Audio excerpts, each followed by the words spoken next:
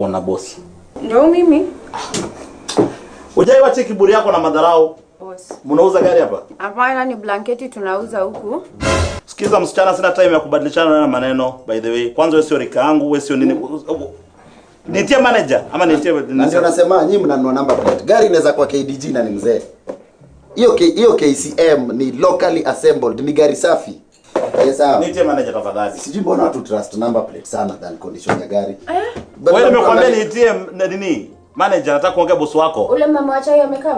Hajakaa bado, nilikuwa nimemtuma mandazi 2 but hajaonekana. Kwanza za jana unajua aliweka lemon. Naongelesha mama ama naongelesha binadamu? Unauliza nitie manager. Ako na talent fulani ya mandazi, yani mimi uangalie mama anajiambia si afungue tu kampuni. Nimekuja kutafuta gari. Unataka gari? Gari. Sikia nitakununua gari. Sawa. Naleta hiyo demo hapa ndani. Na nitawachia ya macho. Kila gari anataka mnasema haiko. Wewe mtoto unajua hawezi. Wewe leta madam.